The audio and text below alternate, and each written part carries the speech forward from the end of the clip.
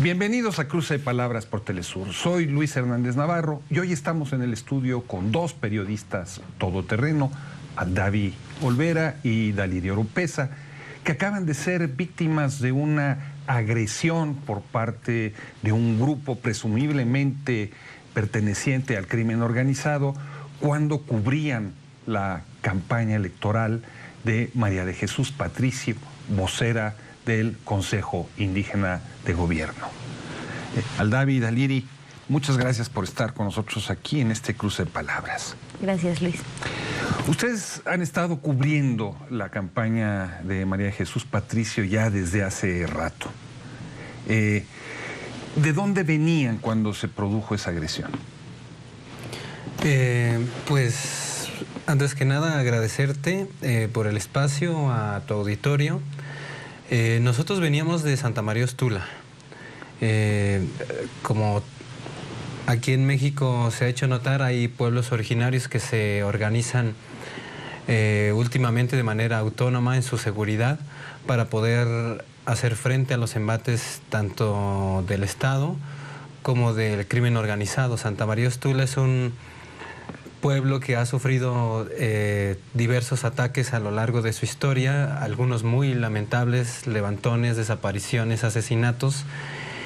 Y ahora lo que nosotros nos dimos cuenta en Ostula es que gracias a la ronda comunitaria, a su policía comunitaria que no tiene que ver con el Estado, pudo sostener un mitin muy grande, muy alegre, muy festivo con María de Jesús Patricio Martínez, y nos prácticamente salíamos de un lugar casi pues con total tranquilidad, ¿no? Donde los niños corren, juegan, presentan danzas en medio de un que es como una isla entre un territorio de guerra que es todo Michoacán. Entonces nosotros veníamos de esa parte, Luis. Ostula fue la comunidad donde hace ya casi 10 años se promulgó el Manifiesto de Ostula, ¿no? Que reivindica el derecho de los pueblos indígenas a la autodefensa, precisamente por esa situación de hostigamiento que ellos mismos vivían entonces. Entonces, lo que tú nos dices, Aldavi, es Ostula es como una isla en un mar de inseguridad, de violencia del crimen organizado, etcétera, etcétera. Ustedes venían en caravana, ¿cómo cuántos camionetas o coches venían? Veníamos 8, éramos 8 camionetas, bueno, autos, camionetas, y nosotros nos encontrábamos en el último lugar de la caravana. Era claro que estábamos formando parte de, pues, como periodistas hemos dado seguimiento desde octubre a todo el recorrido que ha realizado María de Jesús Patricio junto con el SIG. Por todo el país, hemos intentado estar en la mayoría de los estados y pues bueno, ellos ubican el trabajo que estamos realizando y que realizamos desde hace ya varios años con pueblos indígenas de México. ¿Ustedes estaban en ese recorrido en la noche, en el coche? ¿Algún periodista por ahí muy cercano al gobierno del estado de Michoacán dijo que no llevaban ningún letrero de que dijera prensa? ¿Es eso cierto? No. Pues salimos en realidad a las 2 de la tarde y cuando sucede con la luz el ataque, del día, plena luz del día. Claro.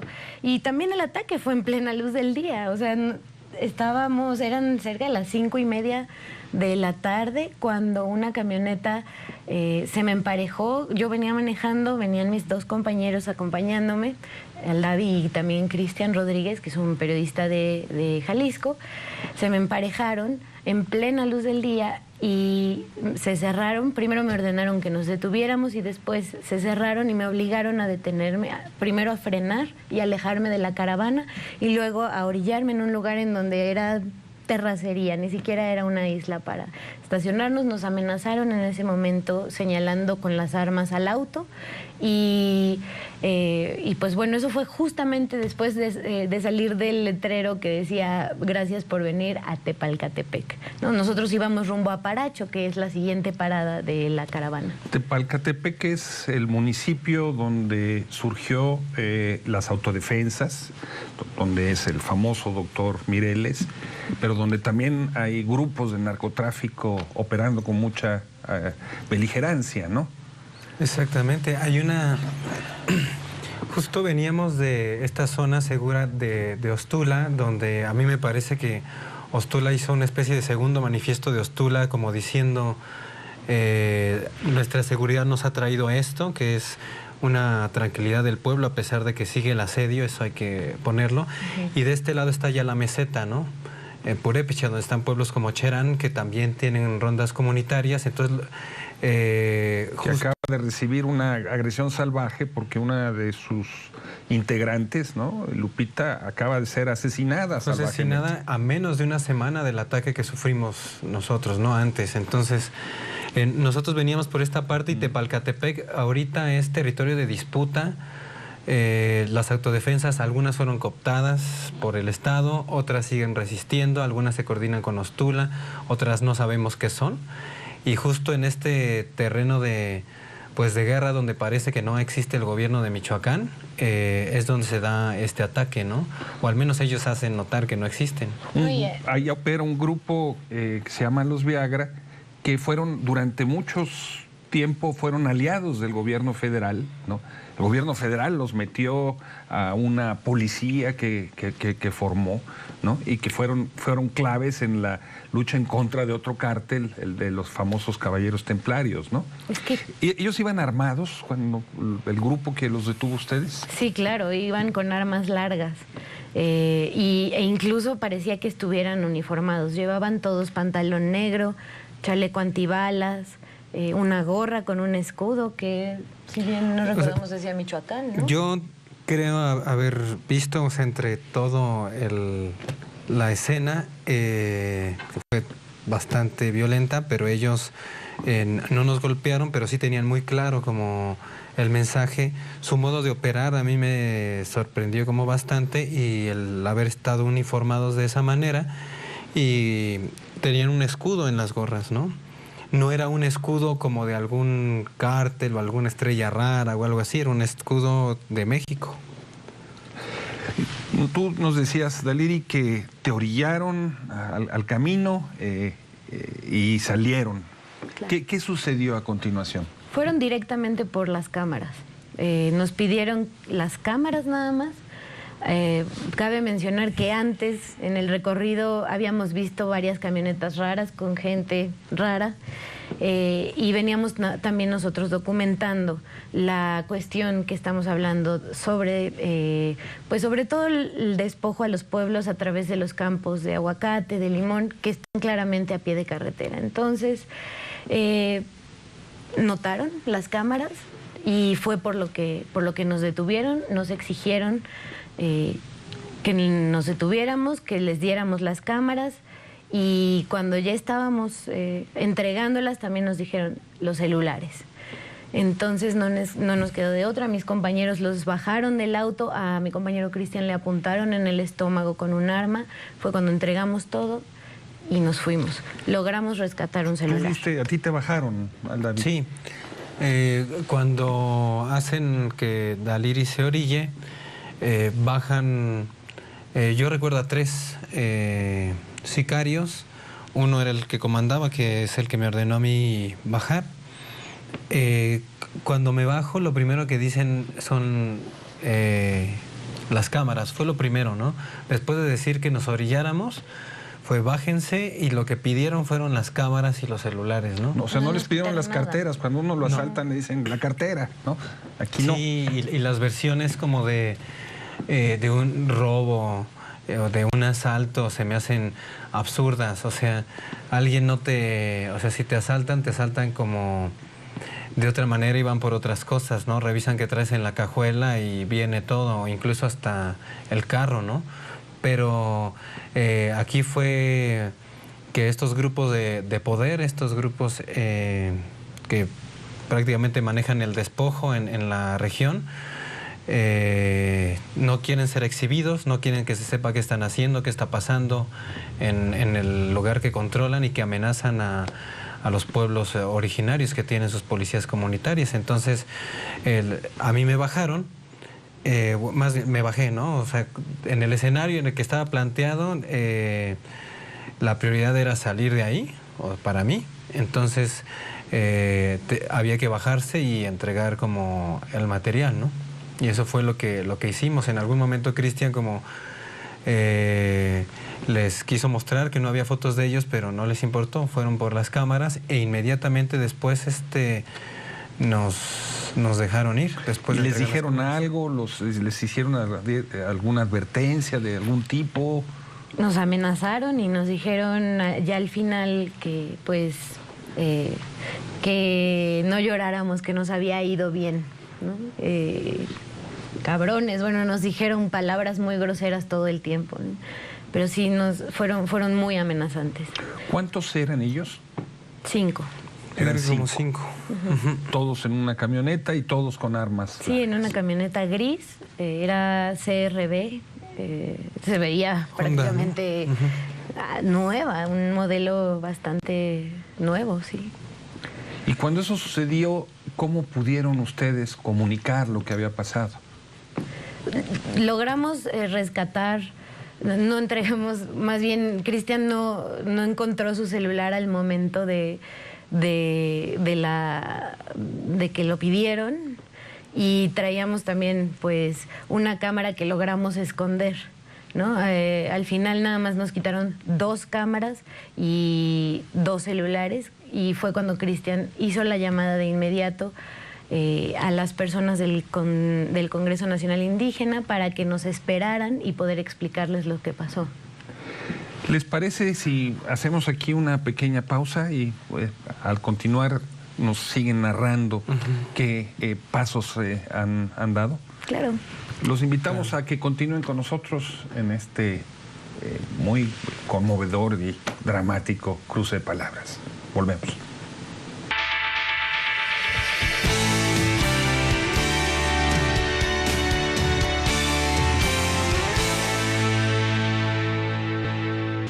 Estamos ya de regreso en este cruce de palabras, conversando con Aldavi Olvera y con Dalirio Oropeza, periodistas todoterreno, participantes en su juventud, siguen siendo jóvenes, pero participantes en su juventud en el movimiento Más de 131, que jugó un papel tan importante hace 6 años en el cuestionamiento del papel de los medios de comunicación en el marco de la campaña de Enrique Peña Nieto para presidente, y que estaban cubriendo precisamente la campaña electoral de María de Jesús Patricio cuando fueron víctimas de esta agresión que nos han estado narrando.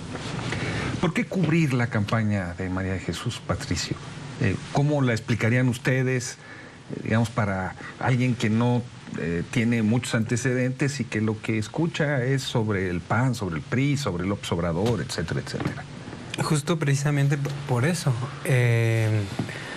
México tiene como un contexto electoral muy viciado, especialmente desde el sexenio de Enrique Peña Nieto.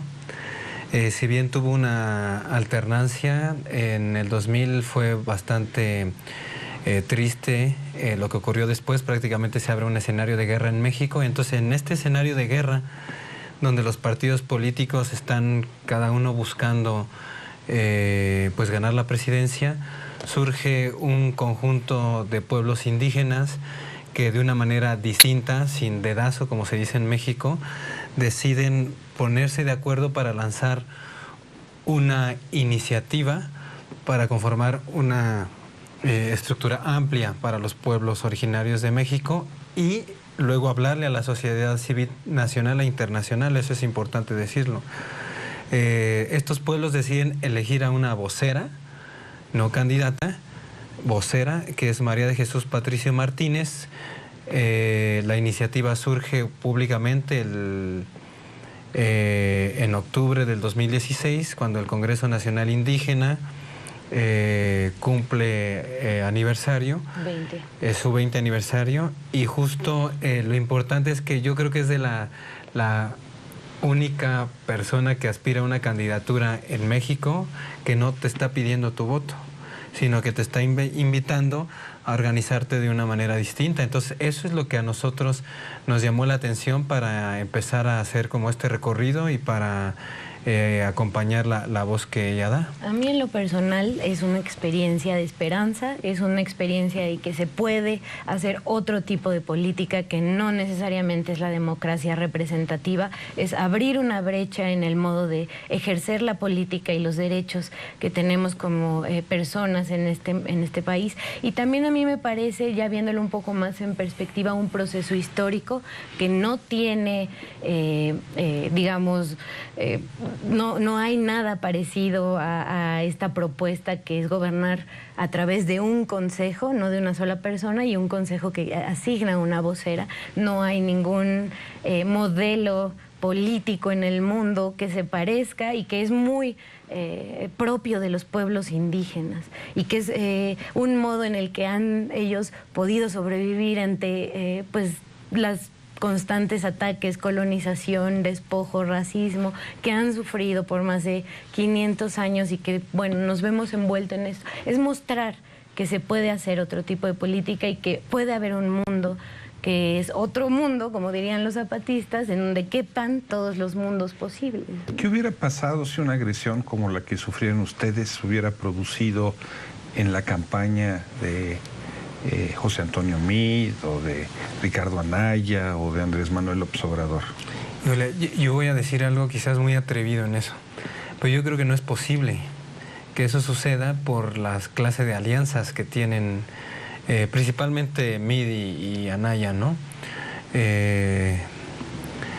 López Obrador hace otro tipo de recorridos, ¿no? Una persona que conoce el país, que le ha dado sus vueltas, independientemente de la postura o no que tome uno con él. Él ha dado la vuelta por el país, pero estas personas pues tendrían que alcanzarlas con un bazucazo, ¿no? Porque se mueven con helicópteros. María de Jesús Patricio Martínez es una persona que se mueve en el terreno, que va a los lugares más recónditos del país, que son los pueblos originarios, y justo toca en esos recorridos los intereses de estos grupos de poder. Entonces, yo lo que pienso es que más bien no es muy posible que con Meade o con Anaya ocurran cosas así, ¿no?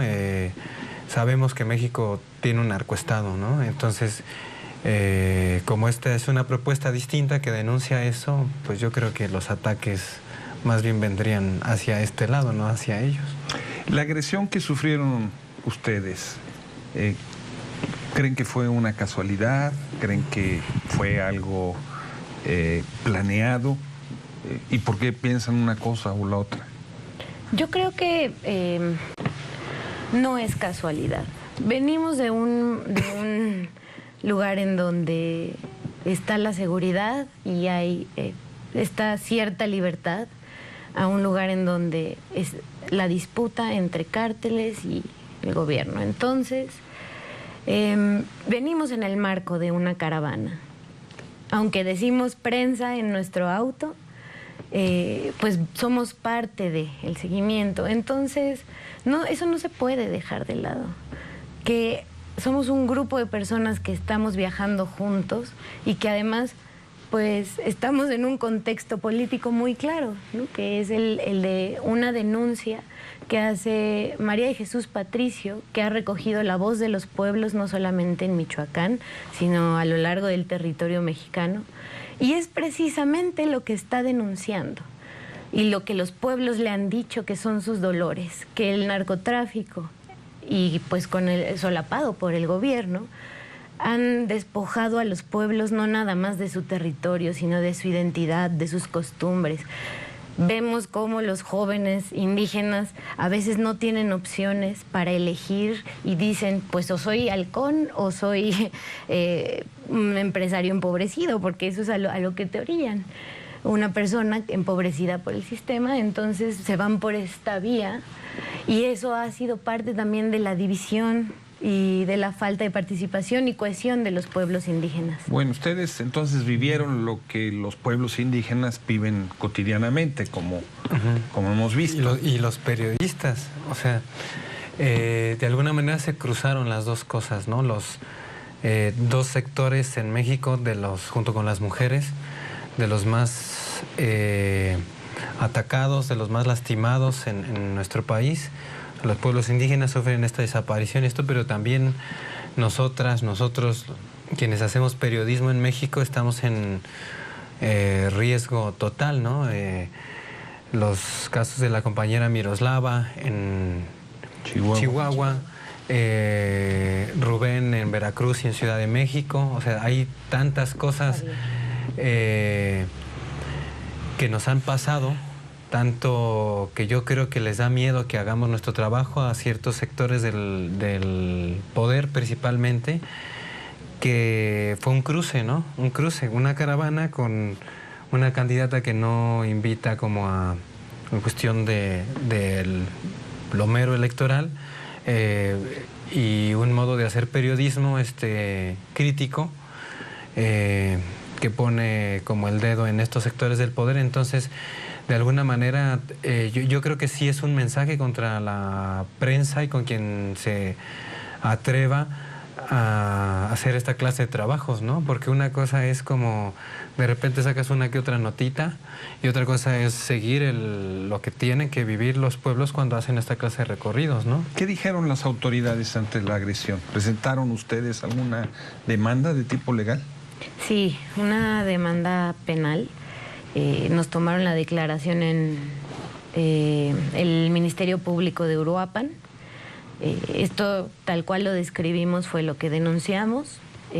Y pues bueno, nos dijeron que había reparación del daño, pero pues más allá de eso nos queda claro que por más seguridad que nosotros exijamos, pues las autoridades no actúan para garantizar los derechos que tenemos como periodistas. ¿Ellos qué han dicho o qué han dicho las autoridades? Pues las autoridades dicen, o sea, que fue un robo. Que fue un robo, que nos asaltaron como en si sentido hubiéramos estricto estado... fue un robo, ¿no? Fue un robo, pero no fue un robo común. Un tuit de Daniela Arrea justo ponía el acento ahí, dice, fue un robo, pero, o sea, pudo haber sido un robo del equipo, pero ese robo tiene contexto de un ataque contra la prensa. O sea, no nos asaltaron en una combi en Ecatepec, ¿no? Fue nos orillaron, nos encañonaron, fueron sobre algo que traíamos. El gobierno de Michoacán dicen que no fue un ataque contra la caravana de Marichuy, pero el Congreso Nacional Indígena ya salió a desmentirlos, ¿no? Ya salió a decir que es un ataque contra la caravana, contra los pueblos y contra la prensa independiente que decide acompañar como este trabajo. Entonces, eso dijo el gobierno. También dijo que ya nos atendió. Efectivamente pusimos esta denuncia, pero pusimos la denuncia porque en la noche ellos decían que no tenían ninguna denuncia, ¿no? Entonces nosotros lo que hicimos fue decir, aquí está el procedimiento que debemos de seguir como periodistas, que es poner la denuncia.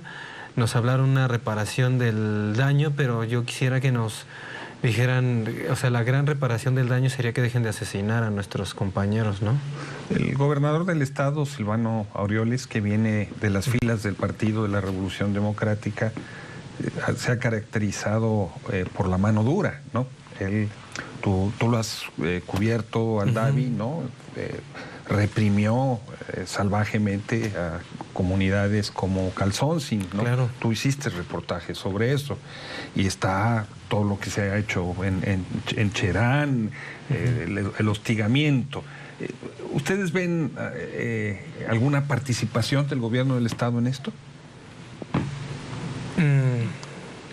Yo diría que si un grupo como los Viagras o como los remanentes de los templarios, como el Cártel de Jalisco Nueva Generación, que están disputando esta región, pueden actuar con total impunidad, y si todavía existen estos grupos y algunos fueron incorporados a las estructuras del Estado y luego se volvieron a salir, es con anuencia del gobierno del Estado que esta clase de cosas ocurren. Entonces yo lo que veo es que son responsables de que estos grupos existan, de que operen, tanto el gobierno municipal como el estatal, pero también el federal, porque ellos metieron su mano en Michoacán, ¿no? Entonces, para la existencia como de la desarticulación, yo le llamaría, de las autodefensas. Entonces, yo creo que su mano está ahí, y también su mano está en el manejo de prensa que hicieron después para decir que nosotros no veníamos en la caravana. Quiere decir que el gobierno del estado está contradiciendo lo que nosotros como periodistas estamos diciendo.